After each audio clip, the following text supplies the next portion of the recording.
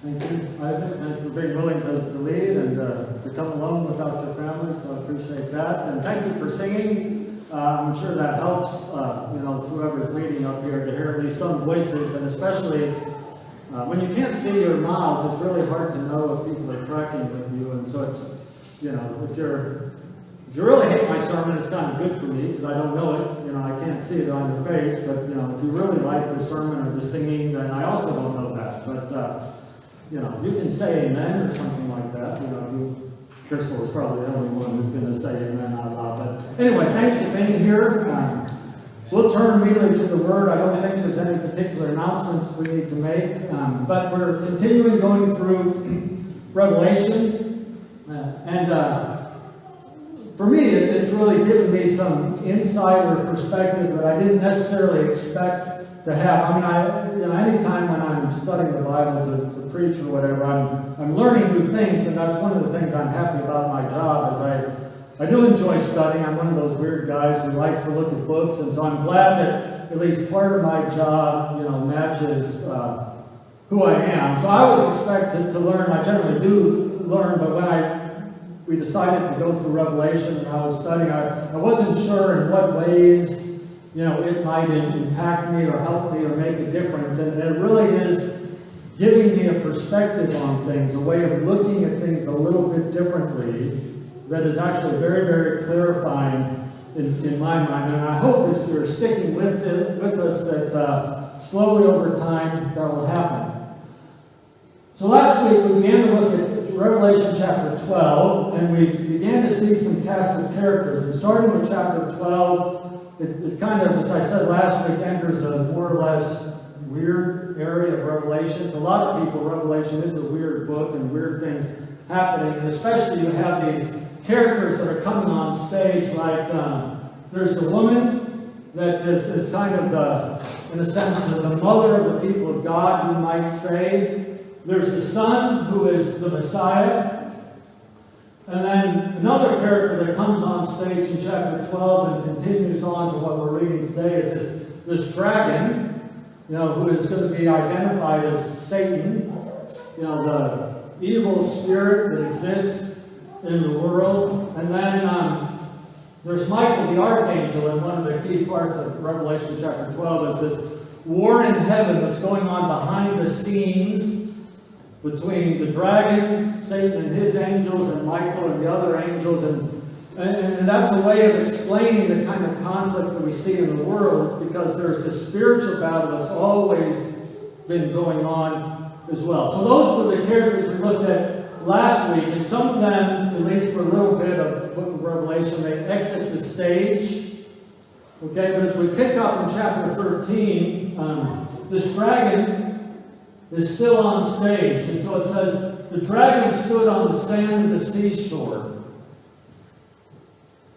And that introduces what many people call a kind of unholy trinity. And it says, there came up a beast from the sea. And then after that, there's this beast that comes out of the earth. Okay, so there's these kind of three characters or three figures that are sort of on stage.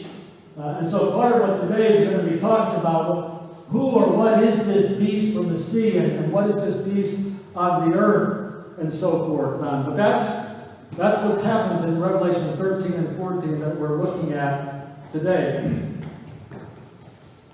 But then also in chapter 14, there's some other characters who come on the stage, and it begins with the Lamb, who we've already met. This is Jesus in the book of Revelation. He's standing on Mount Zion, and we're certainly meant to see that contrast. The dragon stood on the sand of the seashore, and we're going to see that this beast comes from the sea. I've said before, in the Bible, the sea often represents the enemy, or at least chaos. Bad things come from the sea. Okay, not literally, but in ancient cultures, that was a symbol of chaos and evil. And so this dragon on the sand of the seashore, the beast coming from the sea, that's that signal that these are the bad guys. If it was a cowboy film, these guys would have the black hats on, and the other people have the white hats on. But this is how that same message is communicated. But the Lamb is standing on a mountain. firm and exalted. So already we've got this contrast here. And then the Lamb is standing on the Mount Zion, and we see a few more characters. We see again just 144,000. And we talked about them. They appeared earlier in Revelation. And are these the same 144,000? Is this a different 144,000? Is it literally 144,000? Or who does this 144,000 represent? Who are these characters now who are coming on the stage again in Revelation 14? And then also there's a series of angels that are going to continue their activity from chapter 14, and 15 and 16. We won't today have a lot of time to talk about them, but a lot of what their role is a way of symbolizing the judgment that is coming. And so one of the critical things that Revelation is trying to tell us in this section is you have to choose. Ultimately, you have to choose. You might think for a time you can be neutral. And maybe there is a brief time when you can feel safe being neutral. But ultimately, you've got to choose one or the other. And whichever one you choose, there's going to be eternal consequences. Okay, and we're going to get to that message later on in later sermons, more about this, the judgment that's coming. But already it's in the world. We talked about that earlier. But that's kind of going to be the role of the angels. But that's not so much for today's sermon. So we have these characters, and who are these characters? So the dragon stood on the center of the seashore, and this beast comes up from the sea. And we'll look at some of the details about this beast in a minute to try to figure out who it is. But then also this other beast comes out of the earth. And like I said at the beginning, the first thing to ask when we read details in the book of Revelation is what did these symbols mean to the original readers when they first heard this book read to them, when they met together in these little communities in these 7 cities? What did this mean to them? And if you remember that map that I showed where these 7 churches were, which are now in the land of Turkey, the sea is to the west of them. So if they're going to picture this, the beast is coming from the west out of the sea. And of course, what's that direction? What would be west? This would be west from your perspective, I think. So what would be coming from the west over the sea? Well, that would be the Romans. I mean, that's where they came from. And so for the original readers, what they're going to first think about, this beast from the sea, is that's Rome. And there's a lot of other details throughout Revelation that's going to point that in the original context, what those guys are going to be thinking is, oh yeah, that's Rome. That's this big empire that controls our lives, demands our allegiance, and even demands our worship. Now, we've talked about that part of what was expected is that you would worship the emperor. The emperor was considered a kind of god or divine. And there were temples to Caesar in all of these cities. And so you just had to acknowledge. You could worship other gods and believe in other gods. That's fine as well. You can go to church on Sunday. But you also better say that Caesar is Lord and bow your knee to Caesar as well. So it's Rome, the beast from the sea, for the original readers. And this beast out of the earth is going to be what we might call Rome's client kingdoms. These other kingdoms that they've taken over, sometimes, by fighting against them, but often just because of Rome's strength and economic might, these other kingdoms just said, okay, we're going to submit to Rome. If you'll just let me rule my little kingdom, I'll rule my little kingdom underneath you. And I'll acknowledge you, and I'll be on your side. And last week we talked about how King Herod at the time of Jesus was one of those guys. He was a king, but Rome let him be king. And King Herod served Caesar more than he served God. Okay, Herod is an example of one of these client kings.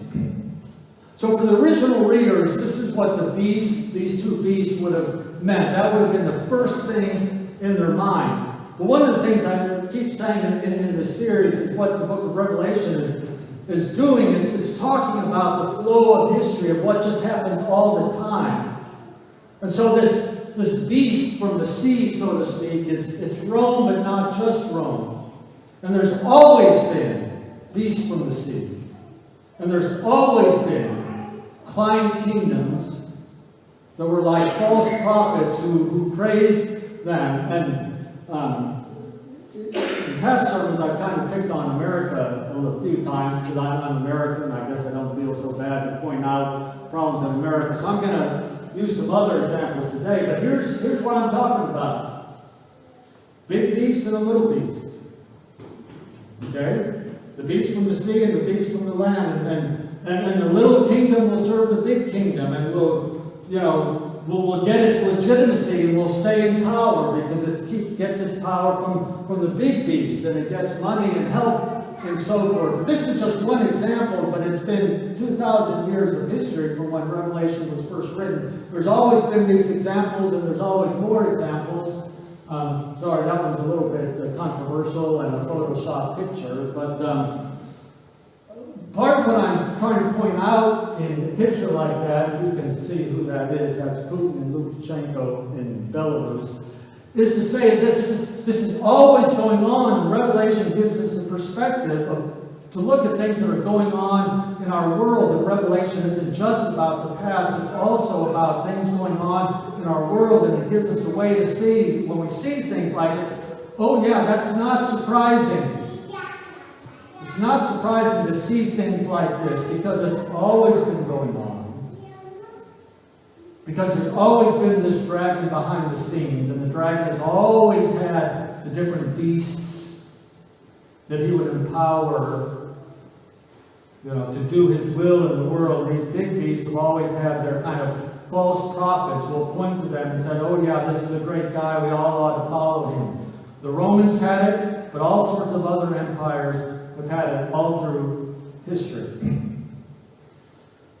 So there's always been examples of beasts, and it's not just one historical character. Another example, Nana introduced us a few weeks ago to these nesting dolls as a symbol for what's going on in Revelation, of how you can take off a layer and it's the same kind of story going on. And so, like I said last week, that woman who had the son is that Mary, and I said, well, kind of yes and no. Mary is one example of the woman who's kind of giving birth to God's people. And so once again, I don't know if you've seen these, but I'm sure you can find them somewhere, but it's communicating this. Well, what Revelation is trying to communicate to us is something that everyone recognizes goes on in the world. Okay? And this is a revelation. Someone has this perspective of, what's going on and how, after, as Paul Simon used to sing, after changes upon changes, we are more or less the same. It's one of my favorite lines in all music. After changes upon changes, it's kind of more or less the same. The world seems to keep going on, and one empire goes, and then something else comes, and it's like, oh wow, I thought we were going to be better than that, and we're in the same kind of pit. And this is what Revelation is communicating for us.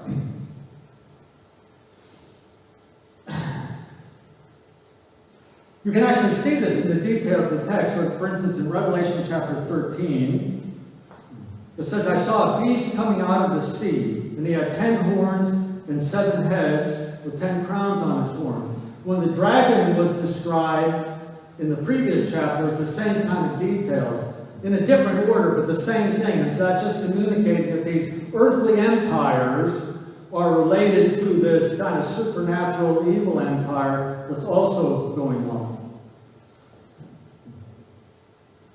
On each of these heads, it had a blasphemous name. The beast I saw resembled a leopard, but it had feet like those of a bear, and the mouth like that of a lion. And the dragon gave the beast his power and his throne and great authority. You have these beasts that are used to describe the beast, the leopard and the bear and the lion. Why did John use those symbols? Well, he got them, as we've often said, from the Old Testament. In Daniel chapter 7, Daniel has this vision of these different beasts coming. And they look like these different animals. In Daniel chapter 7, each of the beasts represents a different empire. It starts with Babylon, where Daniel started off as an exile. Okay, and then Babylon fell to the Persian Empire. And then the Persian Empire fell to the Greeks, and then the Greeks fell to the Romans. And so Daniel chapter 7 has that story of the Babylonian Empire to the Roman Empire, and that's communicated with these different beasts, these different animals. Now, what John sees is this one beast is all of them together. What is that saying? It's saying that there's always been these beasts, and the beast isn't just Babylon and Persia and Greek and Rome. The beast keeps coming, and it takes on all these different forms. It's an ongoing story. It's not just about the past. It's certainly not mainly about the future, but it's about what's going on and has been going on in the world. Another detail that's in this story, it says in Revelation 13, verse 3, one of the heads of the beast seemed to have a fatal wound, but the fatal wound had been healed, and the whole world was astonished and followed the beast. That seems like a strange detail to put in here, but again, it fits the context, because at the time Revelation was written, there was kind of a legend or rumors about Nero, one of the most evil of the Roman emperors who persecuted Christians, and he was dead, but there was rumors that maybe he was alive or he was coming back. And so John is kind of playing on that idea, maybe Nero is coming back. Not literally, but as a matter of fact, Emperor Domitian, who was the emperor when John was writing this, was pretty much as bad as Nero. John is just communicating that this goes on. Nero is dead, but long live the next Nero. And that Nero is dead, but long live the next Nero. And it's just going on, and that's what John is communicating here in Revelation. That this is the way history works. There's always these beasts on the stage, because behind the stage there's always this dragon, and there's always this battle. This battle is always going to be played out on this stage until the final victory, when Jesus enters the stage and clears the stage. But we're not there yet in the book of Revelation. So on the other side of the beast, and then there's all these people that the beast deceive. There's also this lamb standing on Mount Zion, and there's 144,000. This is a different 144,000. This is a different group, and if you've been reading through Revelation, there's these different groups of people. There's this group of martyrs that are underneath the altar, and who are they? And then there's this first 144,000, but then, as I said, really that 144,000 is also this multitude for every tribe and nation and that kind of thing. And then this new 144,000 are these a bunch of different groups. And if you think that Revelation is telling this kind of chronological story, you probably have to read it out. There's this group and a new group and a different group. But what we've been trying to say is this is simply a way of representing the people of God in their totality. So 144,000 doesn't mean that number, no more, no less. It's simply a way of communicating. These are the people of God, looked at as a whole. Wherever they've been in all time on earth, or if they're now in heaven or whatever, it's just the people of God, understood as complete whole people. But what's significant in Revelation chapter 14 is how they are identified.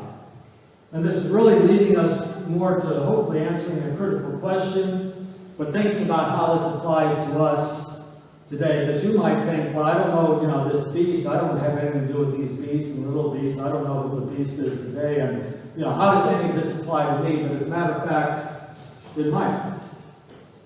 So one of the things we learned about this 144,000, some things that identify them. And one of them, John tells us that their song or their worship identifies them. The way the Revelation communicates that is that they're singing a song that no one else knows. And that's a way of saying that this worship is exclusive to the people of God. Only the people of God are going to worship this way. It's not that, no one else can actually say the word, but it's a symbolic way of trying to say, real worship, it's only the people of God are truly going to worship God. So one of the things that identifies them is their worship of God. But another thing that identifies them is their dedication identifies them. And here's some other potentially difficult details here that if you're reading Revelation, you might wonder, okay, who are these people and what do these people have to do with me? Let me see if I can find here. Revelation 14, verse 4. It says, "These are those who did not defile themselves with women, for they kept themselves pure. They followed the Lamb wherever he goes. They were purchased from among men and offered as first fruits to God and to the Lamb. No lie was found in their mouths. They are blameless." Of course, if we read that, and if you read that, you might, your first thought was probably going to be, oh, that's someone else. That can't possibly be me. I can't be included in that group because it says they're blameless. And I doubt there's anyone in this room who's going to, except for maybe little Timothy there, who's going to think or is even close to blameless. And probably David would say, well, Timothy's a good kid, but he's not blameless.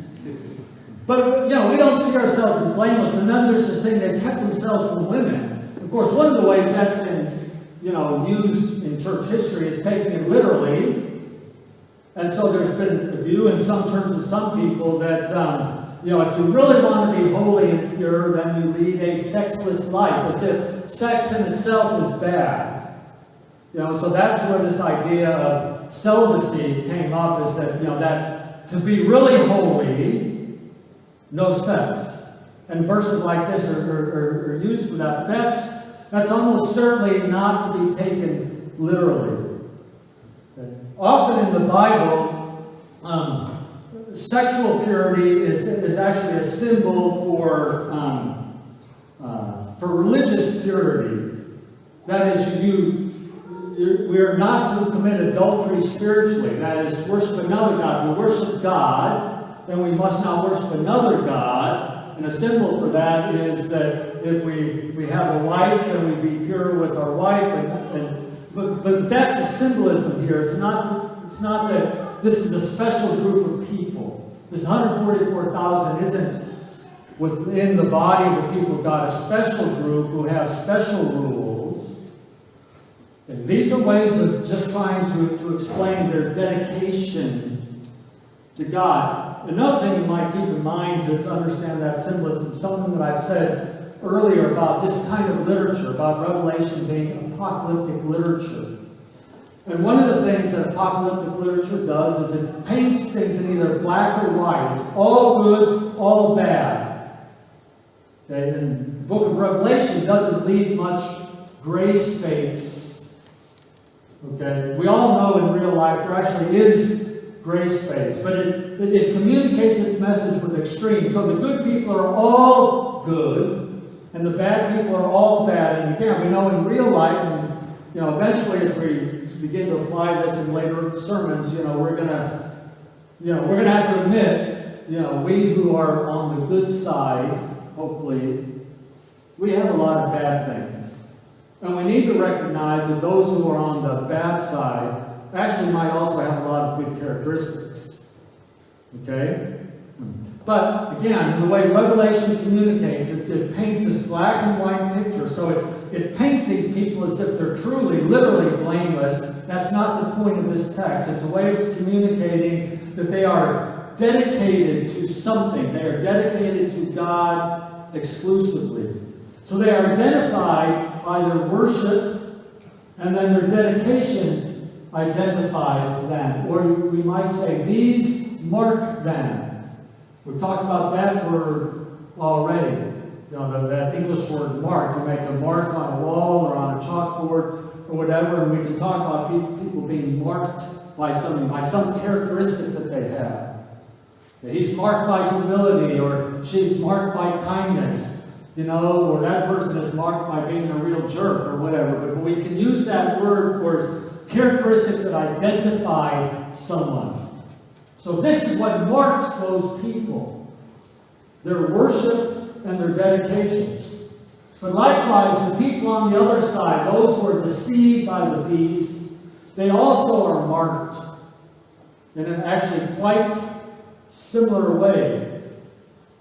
So in chapter 14 it says, "Then a third angel followed them, saying with a loud voice, if anyone worships the beast and his image and receives a mark on his forehead or on his hand. Okay, that's kind of this mark of the beast we're going to talk about, because there's, here, okay, it looks like it's on their forehead or hand, but there's, you might think there's a physical mark. But notice what it says. If anyone worships the beast in his image and receives his mark, maybe those two things are not two different things, but the same thing. What marks these people is their worship of the beast. Okay? It's what identifies them, not a physical mark, but it's their worship identifies them. He himself shall drink of the wine of the wrath of God, which is poured out full strength into the cup of his indignation. These are not easy verses, and we're going to have to face a few more of these. We're going to talk about the wrath of God. But here it is. It's there. He shall be tormented with fire and brimstone in the presence of the holy angels and in the presence of the lambs. The smoke of their torment ascends forever and ever. And they have no rest day or night. Who worship the beast in his image, and whoever receives the mark of his name. Once again, worship and the mark go together. In the previous chapter, when it talked about the role of this little beast, this beast from the land, his role as the prophet to try to cause people through deceit to worship this beast from the sea. And it says in chapter 13, verse 12, he exercised all the authority of the first beast on his behalf, and made the earth and its inhabitants worship the first beast, whose fatal wound had been healed. So, the little beast made the people worship the big beast. A few verses later, in verse 16, he also forced everyone, small and great, rich and poor, free and slave, to receive a mark on his right hand or on his forehead. Those two verses use different words to translate what's actually the same Greek word. He causes them to worship, and he causes them to be marked. But it's the same word because it's the same thing. By causing them to worship the beast, he is marking them. Their worship marks them. The mark of the beast is not a physical mark. It's their worship. It's their allegiance. It's what marks a person. So what is this mark of the beast? Because that's one of the things even people who, maybe don't know Revelation much have heard about the mark of the beast. And of course, the number that's given is the number 666. And that's become a very superstitious number. So some people avoid that number. I mean, I've known people who, on their car got the license tag and had 666 on their license tag, and they went back, and stood in line and said, I want a different license tag. I don't want 666, on my. I know people who have done that. They have this superstitious view of those numbers. 666. If you see 666, people have that reaction. That's what's going on here, whereas the mark of the beast, something different. Well, we've already seen in Revelation that numbers have symbols.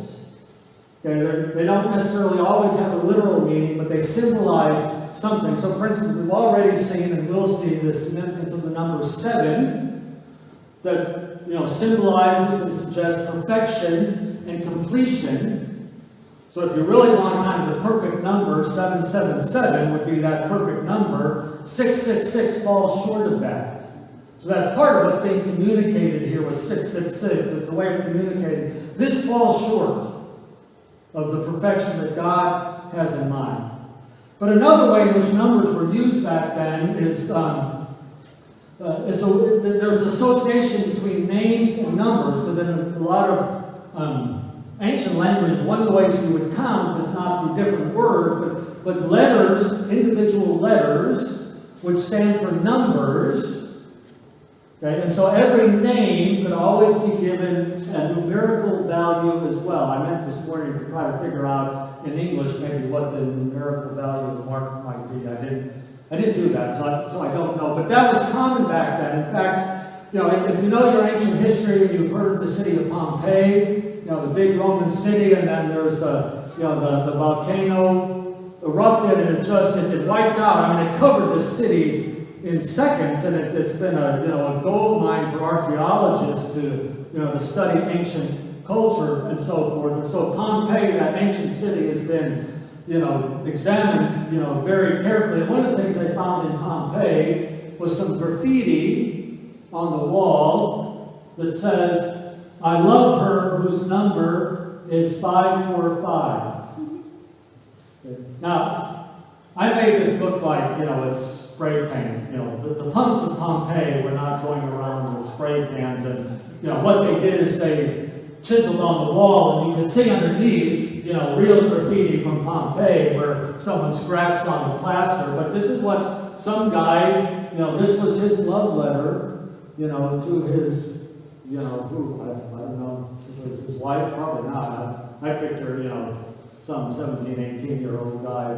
"I love her whose number is 545. So you guys, when Valentine's comes up, if you're a little bit shy and you're kind of afraid to tell the girl that you really into her, you like her, figure out what her number is, and put that.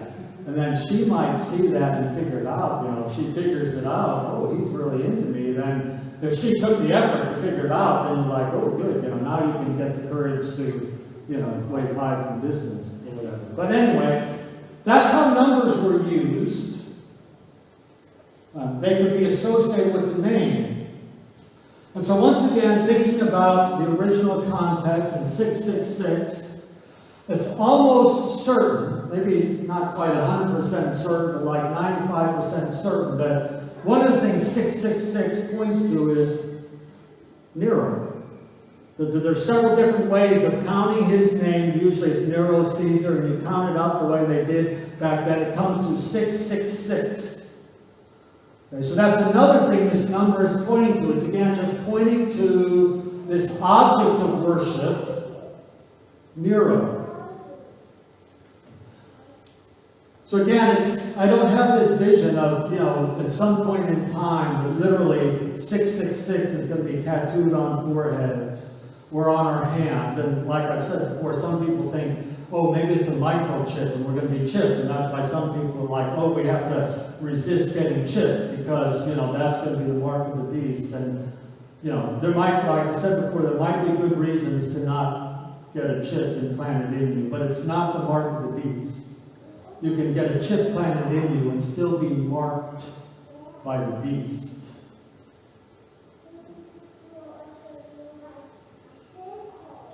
So first, the beast represents Nero. The original readers, they would have thought Nero. But of course, Nero was dead when Revelation was written. And so Nero also represents the Roman Empire as a whole and all other kinds of empires. And what these empires represent is the human attempt to order life, to try to make things work, apart from God and His righteousness or justice. Okay? And so there's all sorts of different kinds of empires. And it might be an empire like the Roman Empire that comes in with guns and tanks or whatever. But there's other kinds of empires that try to order our life and tell us this is a good life, this is peace, this will work for you. If we all just do this, cooperate with this program, if we all fall in line, won't it be better for all of us? Of course, it's always better for some than others. In any of those human attempts, in all of those human attempts to try to make life work apart from God, end up in injustice and unrighteousness, and I end up falling apart. And so there's always these kinds of empires that 2,000 years ago was represented by Rome, but as we're going to see in a moment, there's other kinds of empires around us today. Why the image of the beast? Well, the humans, apart from God, is like a beast. Again, that image of 666 falling short of 777. There's the perfection, humans in the image of God. How God raises humans, and if we submit to God in that program, it actually raises humanity. When we reject God in that program, we actually are barely distinguishable from the beasts. Of course, many people think that humans are basically just, I mean, when you think about our anatomy and that kind of thing, you can see we're just, you know, physically, we really are similar to apes and so forth. There's a song that, I don't even remember the entire song, but one of the lines in the song is, you and me, baby, ain't nothing but mammals. No, ain't nothing but mammals, so let's do it like they do it on Discovery Channel. You and me, baby, ain't nothing but mammals, let's do it like they do it on Discovery Channel. Of course, you know what they're talking about, do it like that. I mean, when you think about that, it really is saying, let's just be like the animals. Seriously. I mean, that's beastly behavior. You know, just because our anatomy might have some similarities to other animals doesn't mean we ought to be like them. Okay? But this is what Revelation is communicating partially with this image of the beast, is when we reject God and His ways, we become less than human. We have a less fulfilling life. So our lifestyle and our allegiance is what marks us.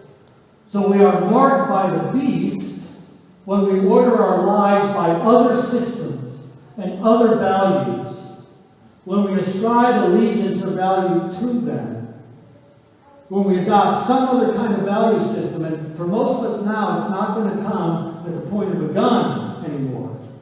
There's going to be other ways in which people are going to convince us of a value system and tell us if you want to succeed in life, you've got to do it this way. You've got to drive this kind of car, or wear these kind of clothes, or have this kind of house. You've got to be able to do this, or look like this. You've got to have this skill. You've got to cooperate with these things. You've got to like what we like, and you're going to succeed with us. And there's always those voices. You know, and if, you know, some of you are probably right now already on your devices. But if I said, open your devices and go to any kind of social media site or wherever, you just start scrolling through, and you're going to see those values that are saying, if you want life to work for you, look like this. You know, you go to Moxman or Remy, and you're starting to check out, like I said before, and there's those magazines that are there, and you look at the cover of those magazines, and those magazines are shouting at us, saying, look like us and be like us. If you want to succeed, be like us. These are the people who succeed. I'm not even on the cover of a magazine. I don't think of you. Maybe a few of you have. If you want to be on the cover of a magazine, you've got to be like them. Okay? And what Revelation is kind of saying is, no, that's the voice of the beast. That's the voice of a different kind of value. Don't be marked by them. So what do we do with all of this? I mean, not just what I've been saying today, but this whole, series in Revelation. How do we use this? Back at the beginning of this series, I put up this meme that I found because of the times that we're living in, especially with COVID, but especially in some places in the world, including America. It's just wild, and man, I mean, next week is just going to be crazy in America. I'm thankful God has me here. But there's plenty going on in the world where you might feel like this.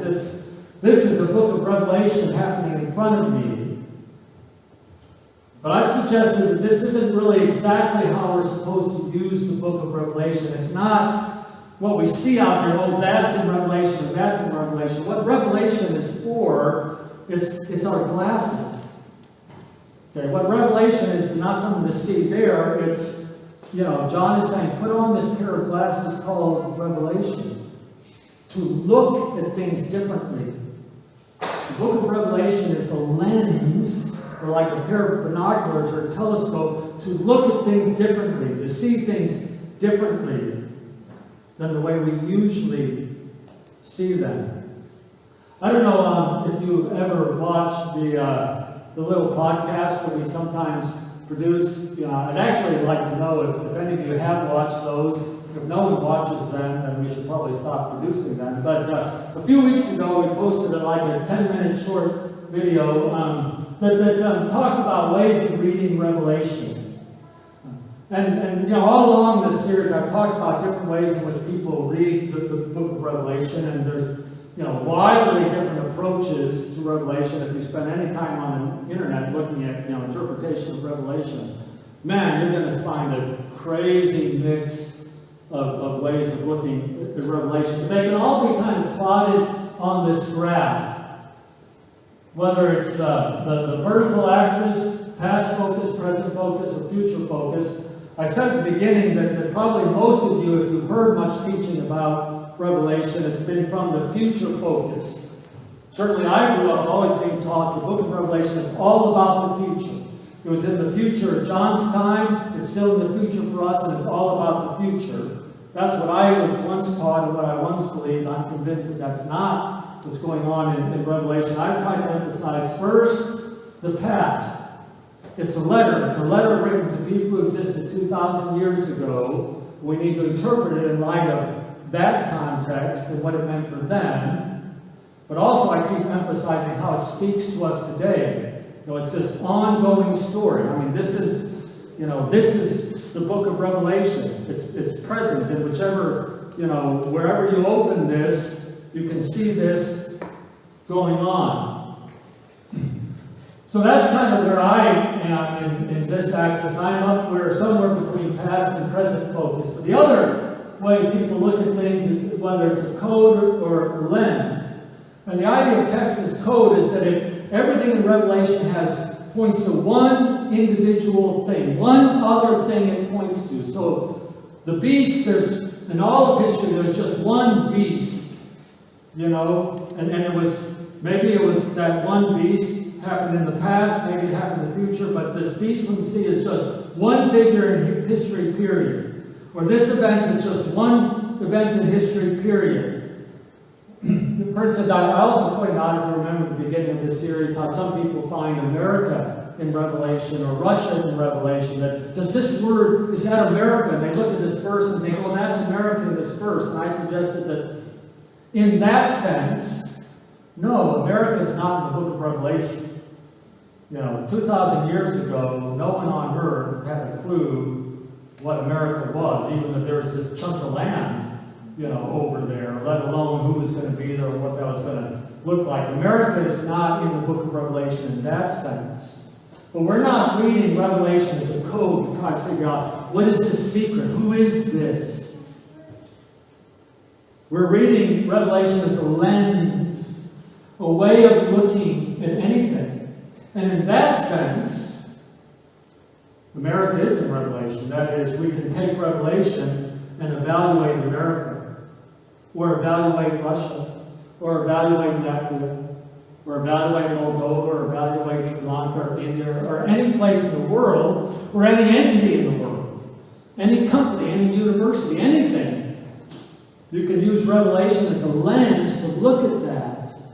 And you can see things happening in the world that Revelation kind of gives us a clue to say, this is maybe bigger and more dangerous than I thought it was.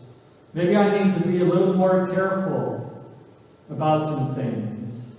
Because Revelation gives us that lens. So one commentator put it this way: instead of then asking when the beast will appear, what precise moment in time, past, present, or future, we might better ask when the beast's presence is not apparent. When is idolatry not a threat? And of course, by asking that question, you know the answer. It's always a threat. There's never a time when idolatry is not a threat. There's always other objects of worship that are presenting themselves to us. When do followers of the Lamb not experience pressure to give up their commitments? You know that's true, all of you. I imagine in the last year, all of you have felt pressure to give up your commitments, to compromise a little bit. We know that this is our experience in life. So endurance and faith constituted the path that John and his first century readers were already called to follow. It has been the path for those who come after them. Revelation is just always present, always relevant. It's always a lens to look at things going on in the world. And so I want to finish today by just kind of two ways in which I've more concretely tried to apply this or use revelation to see things going on in the world. And the first one is from something I watched a couple of weeks ago on Netflix. Okay, which, you know, maybe Netflix itself is a beast, I don't know. No, I'm kidding about that. But there's a documentary that I really encourage you to watch. It's called The Social Dilemma on Netflix. And it's about social media and its effect. And the main people they are talking to and interviewing are people, you know, who are early on significant players in the development of, you know, email and Facebook and Instagram and all the different social media. The guys who figured that out, and the women who figured that out, you know, like 10, 15, 20 years ago, they're talking to them and they're kind of explaining, you know, we thought this was going to be a great tool and so forth. And a lot of them are saying it's a really pretty dangerous thing. What they can do to manipulate what you think by manipulating what you see. And they just kind of explain how that works and why that works and the effect of that. And when I was watching that documentary, I thought, that's an empire. It's manipulation not of force, like some empires. It's a manipulation of words and images. But it's an empire. And it's huge and it's powerful. I mean, how many, what is it, like 2 billion people are on Facebook or something? Can you imagine? What empire ever in history included 2 billion people? And you know, I'm guessing that includes most of us. I mean, you know, as a church, our main way of communicating is Facebook. And I'm not even saying, oh no, we got to get off of Facebook. I'm not saying that. I'm just saying, it gives us a lens. Revelation gives us a lens to understand there's forces at work, you know, manipulating images and words to put things in front of us. Okay? And the more we see of things, the more we're just drawn to that. I mean, this is what happens. I mean, when you're walking, you know, and you suddenly see something there and you're looking at it, you might think you're walking straight, but you're generally, if you're looking this way, you without knowing it, you end up veering this way a little bit. I mean, you do. Watch yourself walking. You can do that. Because wherever you look, you end up moving that way, not consciously. It's what you're looking at. Or you just conform. I mean, I noticed this morning, and it's like at least once a week, 7 times a week, when I'm driving here, I'm going over the big bridge here, and it's 70 kilometers an hour. And the only time I go 70 kilometers an hour is when there's a camera. We all know where the camera is, and so everyone slows down the camera. But most of the time, I'm going at least 90 kilometers an hour. And I'm not even thinking about it. It's like, well, I'm just driving. I like to drive fast. I don't like to stop. But it also is because it's like no one else is going 70 kilometers an hour. You know, and if we could drive a lot slower than other people, that's actually dangerous. And so it's like, well, I suddenly catch myself, you know, going the speed of other people, and it's not intentional. I didn't decide. I never, you know, get on that bridge and say, how fast do I want to go? I think I'm going to go 92 kilometers. I never make that decision. I find myself driving 90 kilometers an hour, 70 kilometers an hour.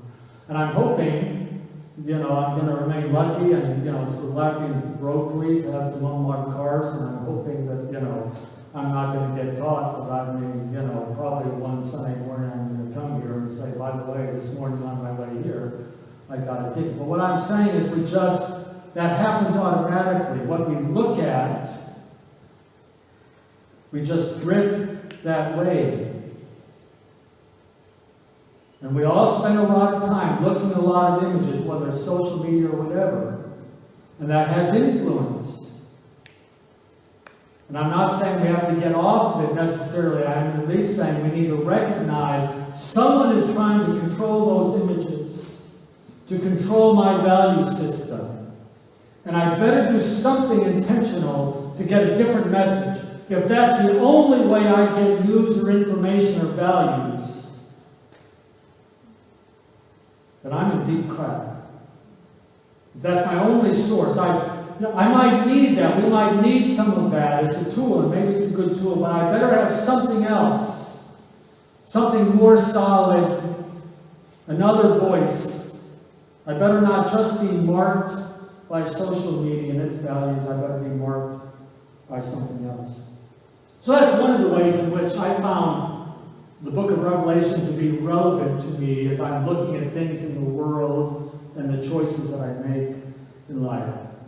Another example is kind of a completely different kind of example, but it's a recent one. We've talked about this reorientation idea, and that Revelation as a revelation is reorienting our ideas and our minds and our values. And one of the ways where that's been significant to me is just processing things going on in the world and things I don't understand, and questions like, how long and why God. And a few weeks ago, I had a friend who died of cancer, and her memorial service was maybe a week or two ago. She started her missionary career here in Latvia. I don't know, Becky, do you remember Susie Cobb? Okay. So she was here in early years here as a missionary. She went to Bulgaria for a few years. I met another single missionary guy who was in Austria. They got married, and then they went to Kosovo. They had an amazing ministry in Kosovo. Mainly what they were doing is they were building housing, for war widows in Kosovo. Mainly Muslim war widows who, in the wars that were going on there, towns, houses were destroyed, and they were basically just building houses for these Muslim war widows in Kosovo. And they had, an amazing impact. Of course, it was a small place. They were in there early, so they had a lot of connections with the United Nations and all that kind of thing. It was just amazing. And Susie was amazing as a hospitality. She was a great cook. She was a connector. She knew how to network with people. She just discipled people in simple ways. In my mind, she was kind of the model sort of, missionary in the work that she was doing. And another thing, Susie and Ernie did is that they adopted a couple of children in Kosovo who were majorly special needs children. One, their daughter probably will be able to function by herself and have a life by herself, but still need a lot of help. Their son will never be able to live independently. I mean, there was so much damage. I don't know exactly even what all caused it, what kind of physical damage, but mainly mental damage, and he'll never be able to operate on his own, live on his own. And so, to me, that's one of those times when I think, God, why her?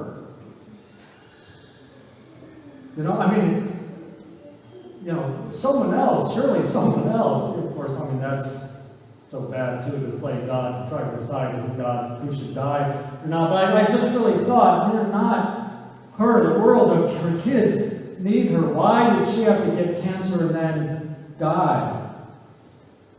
But so that just raises for me again that question of why does this go on in the world, and how long is it going to be? How long are people going to get cancer and continue to die? Or this will happen, or this will happen. How long and why? Why is this going on in the world?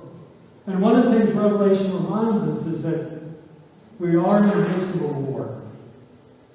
There's a war in heaven, and that war spills out on earth. And that's not, in the sense, a comforting kind of answer, but it tells me there's a battle going on, and God is fighting in this battle too. But in war, you expect casualties, and we have to steel our mind that this is how it's going to be. It's how it's going to be. There's going to be pain. We're going to have friends who are going to die. And of course, one day all of us are going to die. But it's war, and so it's just Revelation is a reminder to have a realistic picture of life. We have an enemy. We have an enemy. And he's fighting against the people of God. And so in that sense, this is an affirmation of Susie's life, what she was doing, and the salt and light that she was. That made Satan happy. He didn't want that to go on. So in that sense, it's not surprising if we're in the midst of a warfare that there's going to be pain and suffering. And Susie was the casualty of that war because she was fighting that war. But also, there's this from Revelation 14. Blessed are the dead who die in the Lord. From now on, blessed indeed, that they may rest from their labors, for their deeds follow them. And so that memorial service, which was mainly online, so most people were experiencing it like I was from a distance. It happened in America, was just, reciting her deeds. There was a Bible study in Kosovo, and they made this really brilliant little film of their Bible study. They were cooking food and meeting together, and that was their testimony to how Susie was a great cook and what she did and how she brought them together. So this memorial service, testified, to Susie's deeds. And so on the one hand, Susie was a casualty in this war. But at the same time, in Susie's life, Satan was defeated. It really wasn't a loss. It was a victory for God on his side. In Susie's life, I'm not saying like Satan directly killed her. I'm not saying that. I'm just saying Susie's faithfulness to the end was Satan's defeat. Just like the death of Jesus, Satan might have thought, I won, I killed Jesus. And at that moment, Satan lost. What looked like Satan's greatest victory was Satan's greatest failure and loss. And that's going on. And so Revelation just gave me a perspective to think through like that story of Susie, because it's a story that we're all going to experience. And all of you probably could tell that story of people. And Revelation just gave me a way to think through, that pain or loss, which of course for me was quite mild in comparison to her husband and kids. But this is what Revelation does for us. It gives us a lens to look at things, to reorient our thinking, see things a little bit differently, see things from a different perspective, see what's going on behind the scenes, remind ourselves that there's significance to what we're doing. It might not seem so significant when it's just in front of us on the stage, but if we can see behind the stage, there's such greater significance to that. I want to close by doing something we don't usually do. As Isaac is maybe coming up for the final song, I want to ask, though, that you stand up. And as our own act of worship, I want us to mark ourselves with these words of worship. This is in Revelation chapter 15, and one of the things Revelation gives us in the midst of this warfare image is the reminder of victory that is coming. And so I just want us to read this together out loud. If you're willing to do that with us, if you please do that. Okay? So, great and marvelous are your deeds, Lord God Almighty. Just and true are your ways, King of the nations. Who will not fear you, Lord, and bring glory to your name? For you alone are holy. All nations will come and worship before you, for your righteous acts have been revealed.